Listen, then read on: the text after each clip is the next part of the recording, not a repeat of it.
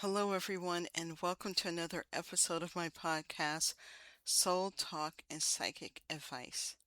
Today, we're talking about a relationship pattern that often gets praised by society, but can quietly create loneliness, exhaustion, and disconnection. We're talking about hyperindependence. At first glance, hyperindependence can look like confidence, it can look like strength.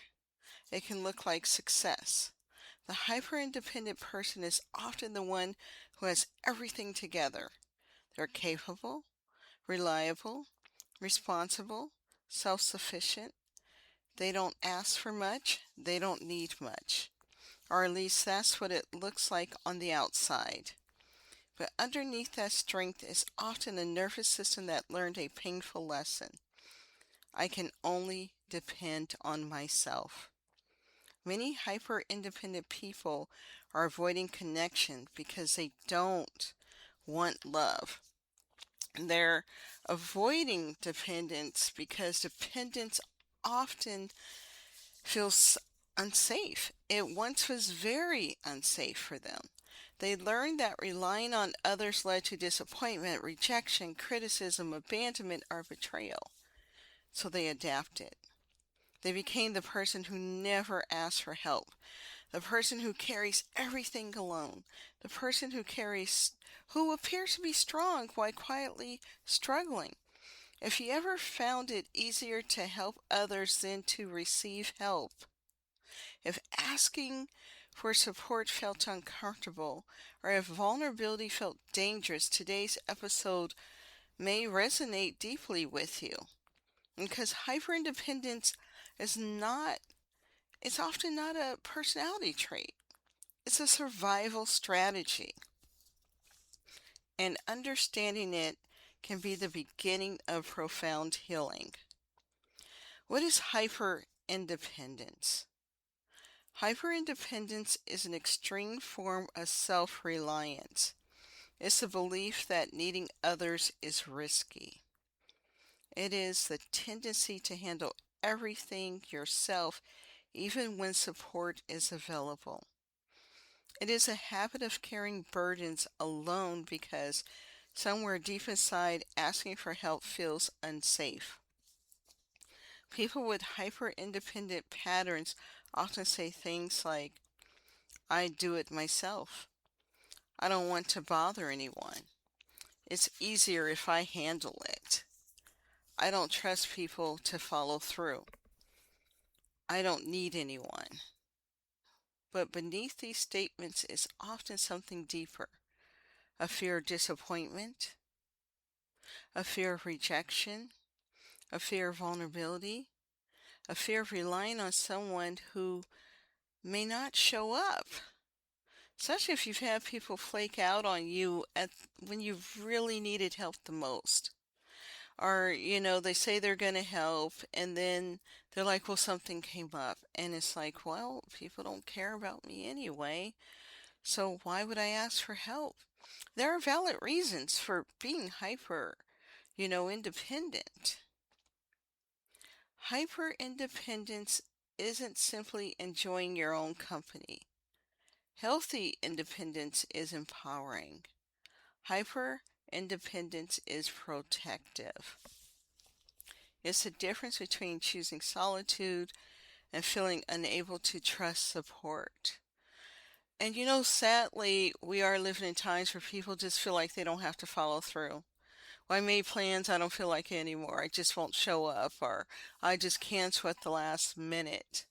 I've seen this in some professions, where flaking out has become the new thing, and somehow we've made this okay to do these things when it's never okay unless you have a real emergency, a real valid emergency. But this new thing that I could just change my mood at any moment and people don't have to like it, but it is what it is not good. There's something about following through. When I was growing up, it was like mean what you say what you mean, follow through. And we don't have much of that anymore. And a lot of people think it's okay until it's done to them, and it's like, oh, that wasn't cool. But remember, a lot of people are hyper independent because of the state of what they've experienced and the state of society. And so there is a reason why people are this way. I see it all the time online. People are like, I just stay to myself now. It's not even worth, having friendships and relationships because people switch up on you, they flake out. And sad but true, quite a few do. And I've seen people keep friendships with people who treat them terribly. I remember trying to do that and I said, no, no way, this doesn't feel good. So there's a reason why people are like this, and it's not because they're just a mess or making their life hard. They have valid reasons for it. Where hyperindependence comes from. Most hyperindependent patterns begin long before adulthood. That's true, because what has happened as a kid, you've had to, take on adult responsibilities. Your parents didn't take care of your needs. There's a reason why you became that way. Because many people who develop hyperindependence grew up in environments where support was inconsistent, unavailable, or unsafe. Perhaps you learned that your needs weren't important. Maybe your caregivers were emotionally unavailable. Maybe you experienced criticism when asking for help. Perhaps there was trauma, neglect, instability, addiction, or chronic stress in your environment when you were growing up. You may have learned very early that no one is coming to save you, to help you. I have to handle this myself. I can't depend on others. Showing emotion is dangerous. Needing help is weakness. Trust leads to disappointment. The child the child learns to adapt by becoming highly self-sufficient. They stop asking. They stop expecting support. They become responsible beyond their years. And while that adaptation may have helped them survive, it often creates challenges later in life when relationships require trust, vulnerability, and interdependence. The core belief: others will let me down. And sadly, a lot of people can validate this in their life. At the heart of hyper independence is often a painful belief: people will disappoint me. This belief may not always be conscious, but it quietly influences decisions. You may automatically assume you need to handle everything yourself. You may struggle to delegate. You may become frustrated when others don't meet your standards. You may avoid asking for help because you're already expecting disappointment. You may even reject support because it has a chance before it has a chance to arrive. The challenge is that this belief creates a self-fulfilling cycle. If you never allow people to support you, you never gather evidence that support is possible. There's always a few people who will come through. There is. Probably it's going to come from someone who you least expect, and the people who you invested in who thought would come through for you don't. But someone will come through. If you never ever allow people to support you, you never gather evidence that support is possible. I wanted to say that again. And so the belief remains intact that no one's supportive. I got to do it on my own. Let's talk about signs that you may be hyper independent. Let's explore some common signs. You may struggle with hyper independence if you feel uncomfortable asking for help. And sometimes it can be very uncomfortable to need help, especially if you don't feel like you have a support system around you. You feel very uncomfortable asking for help. You often say, I got it, even when you don't. You figure something will work out in the end. You take on too much responsibility. But I tell you something about hyper independent people, they're often helpers and fixers for other people. That's the interesting dynamic. They will help others even when people don't come through for them because they know what it's like not to have support. So they make sure they're nothing like that, and they end up being very supportive. You struggle to trust others. You rarely share your struggles. Well, I remember not sharing my struggles because some people I felt like would laugh at them or use it against me. So I made sure I had a very small circle of truly trustworthy people. Because some people will gossip, they will use it as a weapon against you, unfortunately. You avoid depending on people. You feel vulnerable receiving support. You have difficulty expressing emotional needs.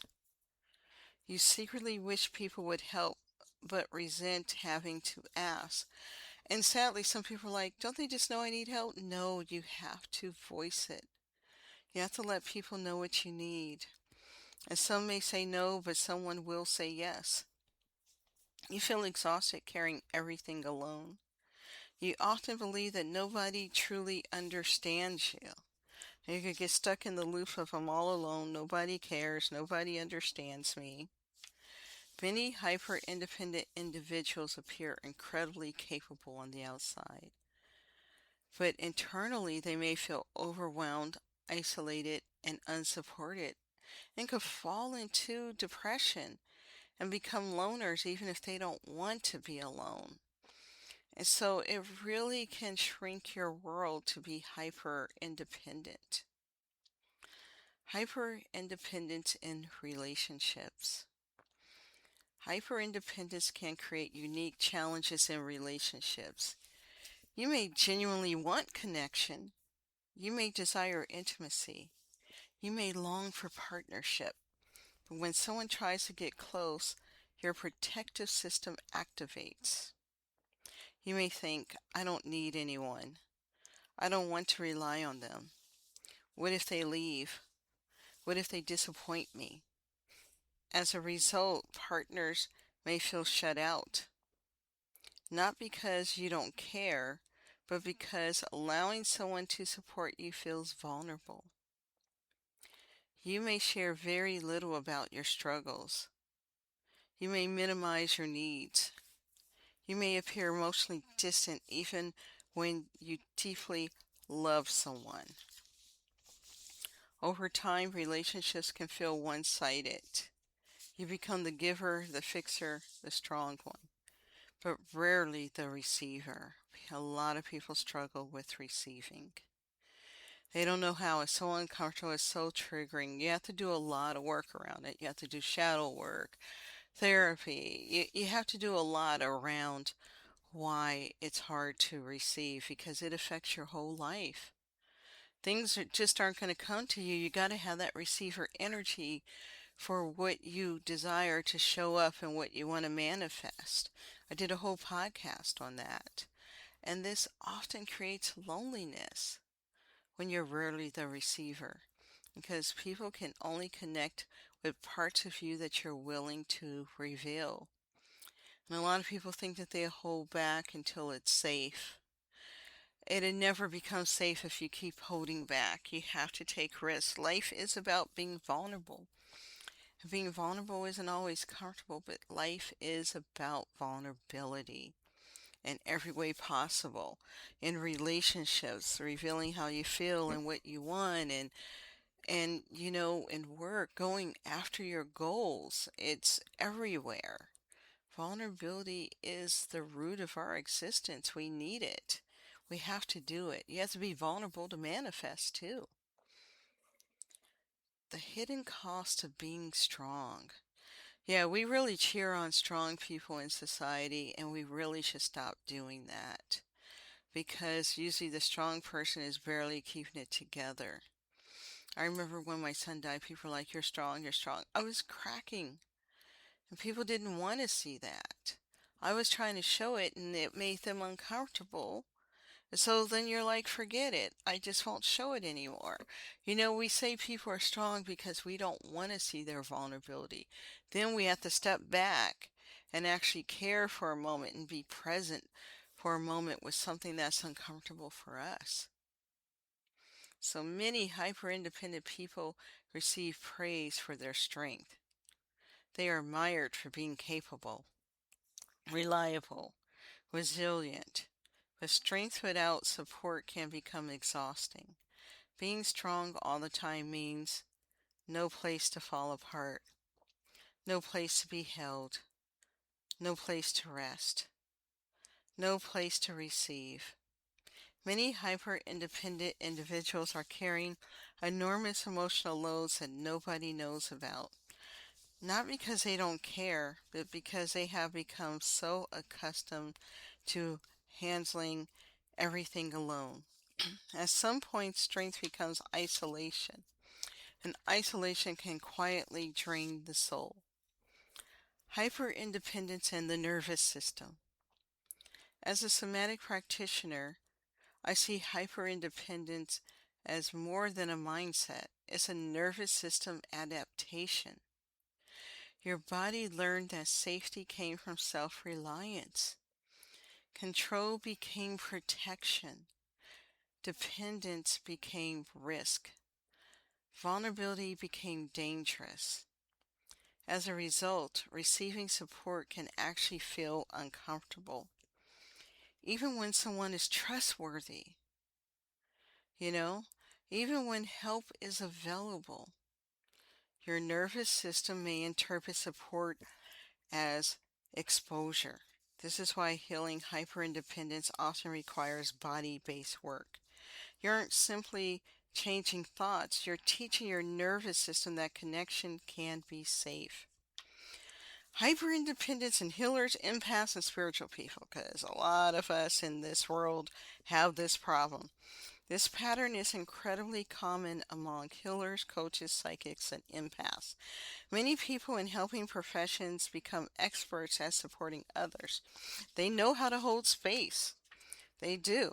They know how to offer guidance, provide support, be present, but when it's their turn to receive, they struggle. They often believe, I should be able to handle this. I don't want to burden anyone. I figure it out. My favorite is spiritual. I should be above all this. I don't need help. They hide behind spirituality and being psychic. I should know. You know, they become the support system for everyone else while having very little support for themselves. So true. This creates burnout, compassion fatigue, emotional exhaustion, and sometimes resentment. Healing requires recognizing that receiving is not weakness. Receiving is part of healthy human connection. Healing hyper-independence. The beautiful news is that hyper-independence can heal. Number one, start receiving small things. Allow someone to help with something simple. Accept a compliment. Let someone hold a door for you.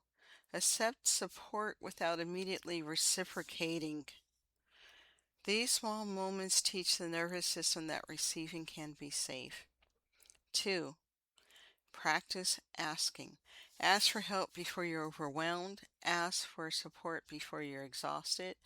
Ask for connection before you're isolated.